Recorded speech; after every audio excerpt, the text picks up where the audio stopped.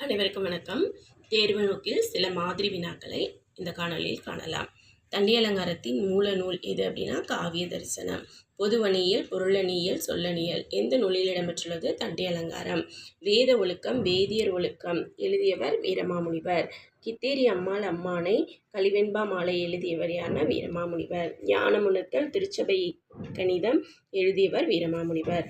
மாறன் அலங்காரம் எழுதியவர் திருக்குறுகை பெருமாள் கவிராயர். வீரசோழியம் எழுதியவர் புத்தமித்திரர்.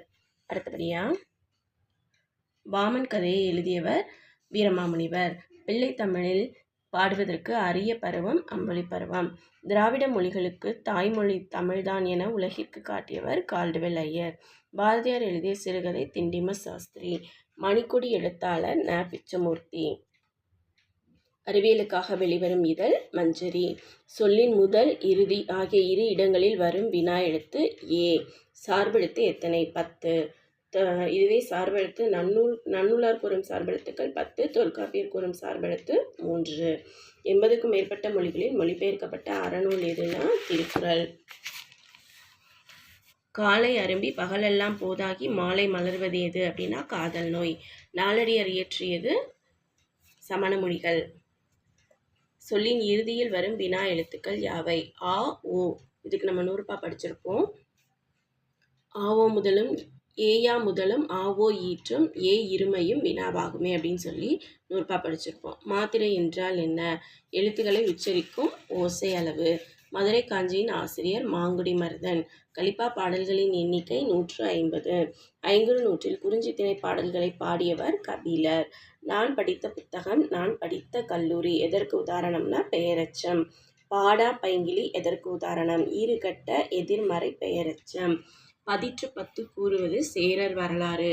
பெருங்காப்பிய இலக்கணம் கூறும் நூல் தண்டி அலங்காரம். கரந்தை திணையின் பாடுபொருள் என்ன அப்படின்னா ஆனிரை மீட்டல். நீ நட நீ படி எதற்கு உதாரணம் அப்படின்னா ஏவல் வினைமுற்று. நீ வாழிய நீ வருக பணி தருக எதற்கு உதாரணம் அப்படின்னா வியங்கோல் வினைமுற்று. சேக்கிழாருக்கு வழங்கப்படும் மற்றொரு பெயர் அப்படின்னா உத்தம சோழ பல்லவன். பஞ்சசான்னியம் என்னும் சங்கின் அம்சமாக தோன்றியவர் பொய்கை ஆழ்வார். குலசேகர ஆழ்வார் பாடியது பெருமாள் திருமொழி. ஒருதலை காமத்தின் அகத்திணை பெயர் கைக்கிளை. முதல் பொருள் எனப்படுவது நிலமும் பொழுதும். உரையிடையிட்ட பாட்டுடை செயல் என்று அழைக்கப்படுவது சிலப்பதிகாரம். ஒலியுறுப்புகளால் ஒலிகளை விவரிக்கும் முறை உச்சரிப்பு ஒலியியல். தமிழில் கீழ்கணக்கு நூல்களின் எண்ணிக்கை 18. இடைச்சங்கம் நிறுவப்பட்டிருந்த இடம் கபாடபுரம். வேம்புதலை யாத்த நோன்கால் எக்கம் என்ற பாடலடி இடம்பெற்ற இலக்கியம் எது அப்படின்னா நெடுநல்வாடை. திருமுருகாற்றுப்படைக்குரிய மற்றும் ஒரு பெயர் என்ன அப்படின்னா புலவராற்றுப்படை. திருக்குறளை லத்தீன் மொழியில் மொழிபெயர்த்தவர் வீரமாமுனிவர். கார் அறுத்தான் இத்தொடரில் அமைந்துள்ள ஆகுபெயர் காலவாகு பெயர். சங்க இலக்கியங்கள் காப்பியங்களை தமிழுலகிற்கு மீட்டு கொடுத்த தாத்தா உவேசா. சங்க இலக்கியங்கள் காப்பியங்களை தமிழ் உலகிற்கு மீட்டு கொடுத்த தாத்தா யாருன்னா உவேசா. அடுத்து சில ஆசிரியர்களுடைய பெயர்களும் அவர்கள் எழுதிய நூல்களும் பொறுத்துக்காடி மாதிரி கொடுத்துருக்காங்க. கதிரேசன் செட்டியார் என்ன எழுதினார் அப்படின்னு சொன்னால் மன்னியல் சிறுதேர். சுந்தர பாரதியார் சேரர் தலைமுறை. ராபி சேதுப்பிள்ளை ஊரும் பேரும்.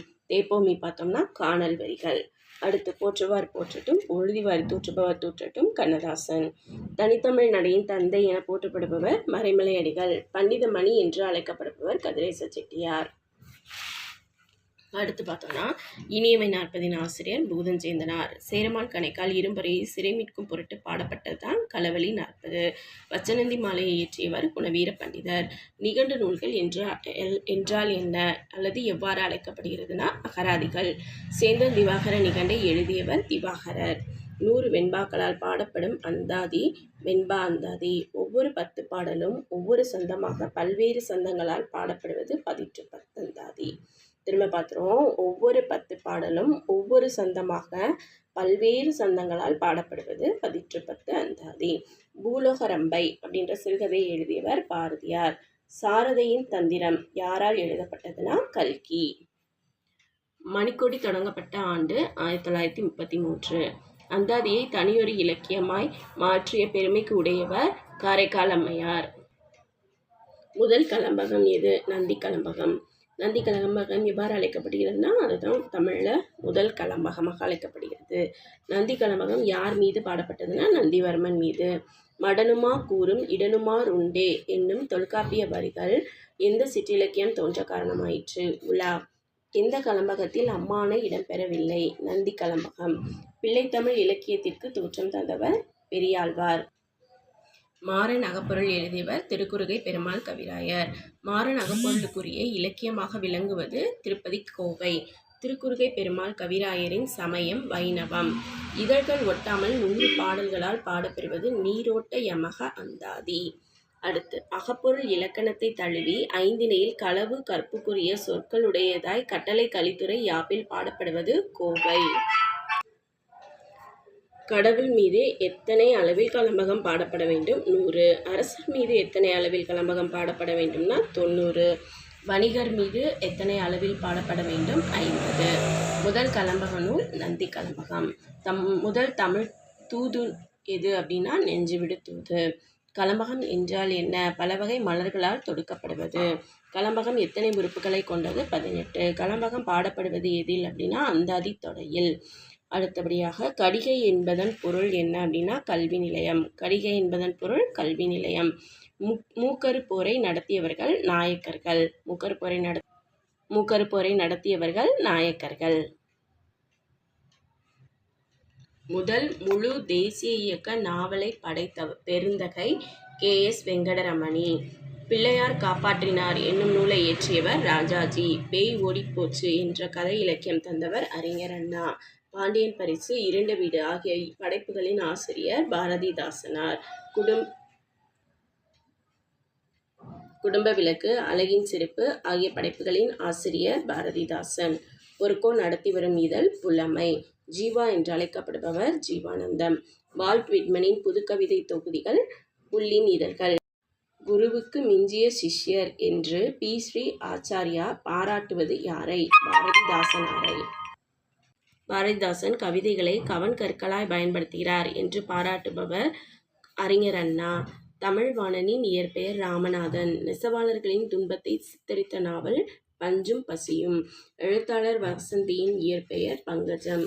பிற நாட்டு நல்லறிஞர் சாத்திரங்கள் தமிழ் மொழியில் பெயர்த்தல் வேண்டும் என்று பாடியவர் பாரதியார். மலரும் மாலையும் என்ற தொகுப்பை வெளியிட்டவர் கவிமணி. கருணாமிர்த சாதனம் என்பது இசைத்தமிழ் நூல். இரும்பு குதிரைகள் நாவலாசிரியர் பாலகுமாரன். நந்தனா சரித்திரத்தை படைத்தவர் கோபாலகிருஷ்ண பாரதி. நெஞ்சிலுள்ள காதல் பெரிதனுக்கு காசு பெரிதில்லை என்ற வரிகள் இடம்பெறுவது கண்ணன் பாட்டில். கண்ணீர் விட்டா வளர்த்தோம் சர்வேசா இப்பயிரை கண்ணீரார் காத்தோம் கருகத் திருகுளமோ என்று பாடியவர் பாரதியார். ஆனந்த விகடன் யாரால் எப்போது தொடங்கப்பட்டது? 1927 சென்னை ASAB அண்ணாமலை செட்டியார். 1927 சென்னையில் அண்ணாமலை செட்டியாரால். ஆனந்த விகடனை பிரபலப்படுத்தியவர் அமரர் வாசன். சூறாவளி பத்திரிகையை ஆரம்பித்தவர் கானா சுப்பிரமணியன். தொல்காப்பியத்தை இனிய உரைவளத்துடன் வெளியிட்டவர் சி.வை. தாமோதரனார். அடுத்து தனித்தமிழ் இயக்கத்தை தொடங்கியவர் யார் அப்படின்னா பரிதிமார் கலைஞர். அடுத்து சங்கத்தமிழ் படைத்தவர் பாரதிதாசன். ராவண காவியம் எழுதியவர் புலவர் குழந்தை. வீராயி என்னும் நூலை எழுதியவர் கம்பதாசன். ராபர்ட் டி நொபிலி தமிழகத்தில் தங்கிய இடம் மதுரை. ஞான உபதேச காண்டம் எழுதியவர் ராபர்ட் டி நொபிலி. அனைவருக்கும் நன்றி, வாழ்த்துக்கள்.